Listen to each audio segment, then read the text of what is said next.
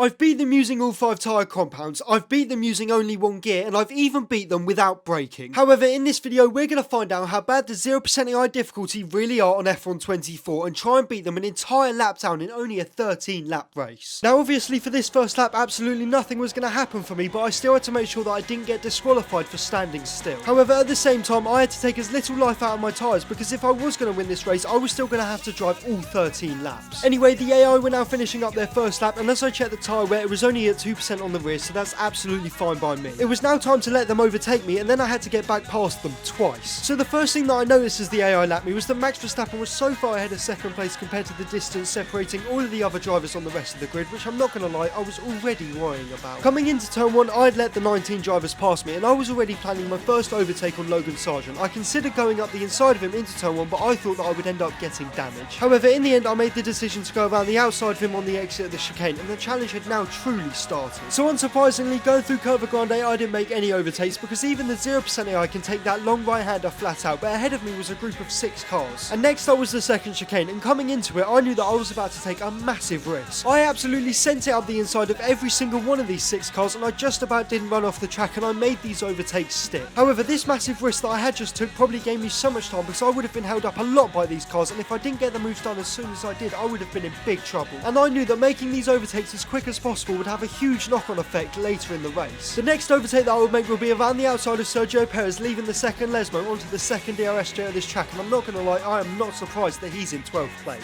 So the next place on this track where I could unlap myself was going through a sky. However, this would once again be a big risk, because I knew that I could definitely get damage if I made any slight mistake. Thankfully, as you can see, that did not happen, but I did have to be super cautious because I was carrying so much more speed than Alex Albon. Next up was Oscar Piastri, Lance Stroll and Parabolica, and once again I knew that I was going to make an overtake going into this corner. I was so lucky here, because going through Parabolica I managed to find a gap between Lance and Oscar, and this meant that I had unlapped myself by the end of this first lap, for me at least, all the way up to P9. And my goal for the end of what would be my second lap was to unlap myself all the way up to the lead of the race. So of course the first corner was up next, and I was looking to make a similar move that I made into the second chicane on the first lap, where I unlapped myself by about 4 cars. And that is exactly what I did, because I managed to get past George Russell, Lando Norris and Yuki Tsunoda, who was doing very well, and I just about avoided Lewis Hamilton at the end of the braking zone. Of course I wanted to get past Lewis as soon as possible, so leaving this first chicane I tried to set myself up for a brilliant exit where I'd make my way past him. So once I got past Lewis Hamilton it was time for the second chicane, and I knew that I had to make my way past both of the 2 Spanish drivers that were ahead of me if I really wanted to complete my overall goal. And I did just that. I sent out the inside of both of them. I had now unlapped myself up to P3, which was good, but it was nowhere near as good as the news that I had just received. So by some absolute miracle, Charles Leclerc had managed to get himself past Max Verstappen and into the lead of the race, and he was definitely holding him up. And this is so good, because if you've played the F1 game this year, you know that the Max Verstappen AI is just so overpowered, and if he got into the lead of the race, it would make my life that much harder. Anyway, that's enough of my waffle. I got past Max Verstappen going through the Lesmos, and then I would get past Charles Leclerc, which meant that I completely unlapped myself going into a sky. So as you can see, going through a sky, the gap to P19, which would be the first car that I end up overtaking, was Kevin Magnussen, and he was 1 minute and 19 seconds ahead of me. And as we speed up to the end of the lap, there was only 1 corner between me and the finish line, which was Parabolica, and I gained a full 3 seconds through here, which reduced the gap to 1 minute and 16 seconds. Obviously, I'm not going to waste your time, so we're going to go through the laps where I was just catching up to the 0% AI very quickly, and as you can see, Kevin Magnussen made a very early pit stop, which brought me a lot closer to him. However, the main group of cars that I would eventually have to overtake were being closed in on by around 10 seconds or more per lap, which was very good, because that was more than enough to complete this challenge. So we're now on to the end of lap 6, and as you can see, I've almost completely closed the gap up to the back of the pack, and we're going to speed up to me making my first overtake on this challenge, which will be on Kevin Magnussen.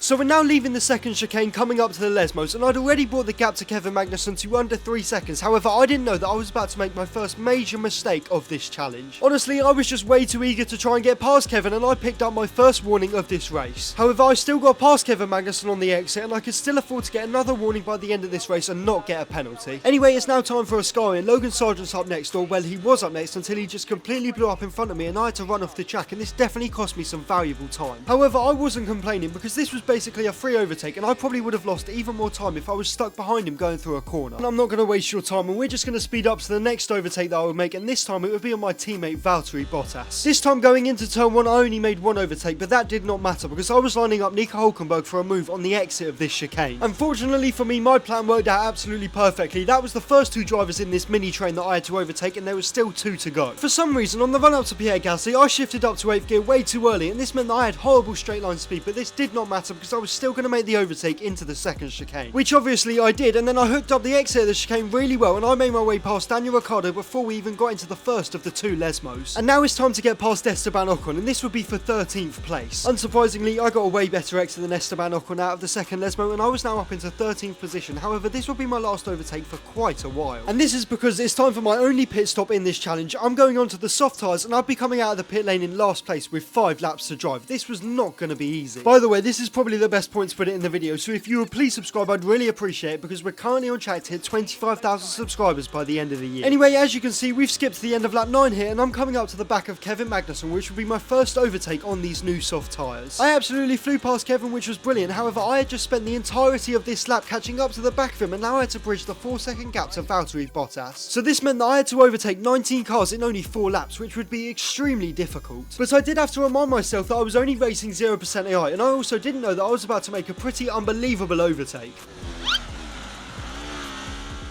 I'm not going to lie, I was quite impressed with myself with that one, and it reminded me of Kimi Raikkonen's overtake in Hungary back in 2016, but this time it was around the outside. Moving on, that's enough of my waffle. I then got past Nico Hülkenberg on the straight, and then that actually got out-dragged by Daniel Ricciardo because I had absolutely no ERS left. But thankfully, Daniel and Pierre Gasly basically parted like the Red Sea going into a sky, and that was another 2 overtakes that I had completed. And the final driver in this train of cars to overtake was Esteban Ocon. I got up the inside of him leaving the sky, and I was now back into 13th position. And this meant that on lap 10, I'd made 7 overtakes, and I was absolutely delighted with this. However, I was nowhere near completing this challenge, and coming into the second chicane, I was honing in on Sergio Perez, who was still outside the points. I managed to get past Checo leaving the second chicane, and it was now time to chase down Alex Albon, who was at the back of the next group of cars. And by a scurry, I'd caught up with Alex Albon, Yuki Tsunoda, and Oscar Piastri. I made a switch back on Alex Albon, which put me into 11th place, and then I tried to go around the outside of Yuki Tsunoda, leaving this section of corners. However, I had to lift on the exit to avoid a warning, which cost me a lot of straight line speed, so we would have a drag race up to Parabolica, where eventually I would send it up the inside of it. And then I went around the outside of Oscar Piastri going through the final corner, and I had successfully made my way through this group of cars before the end of lap 11. Next up was a group of 4 cars involving Fernando Alonso, George Russell, Lando Norris and Lance Stroll, and going into turn 1 I knew that I had to take a massive risk to make this challenge achievable, and well, I'm just going to let this clip play out.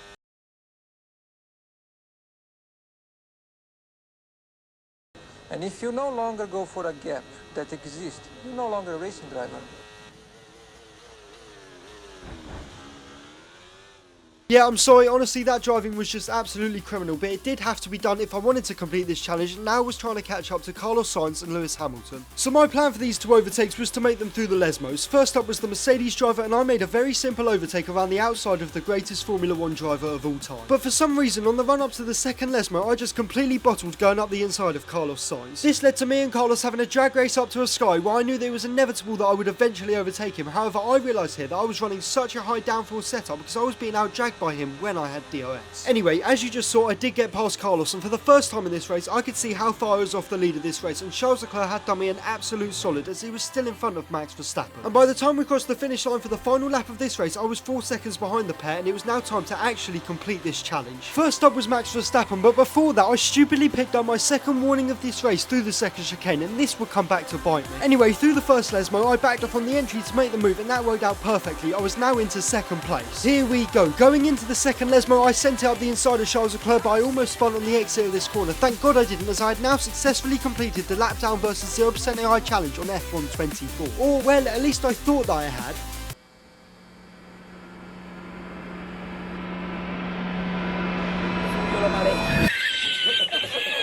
Yeah, honestly, I'm such an idiot. Going through a sky, I picked up a 3-second time penalty, and this was really bad news. This is because I had 1 corner to go on this lap to pull an entire second worth of gap to Charles Leclerc, and this was not going to be easy. Going through Parabolica, I actually had a really good run, and it was at this point where I realised that I'd actually completed this challenge. Thank you all so much for watching this video. Please subscribe, and if you have any video ideas that you'd like me to attempt on the F1 24 game, please put them in the comments below.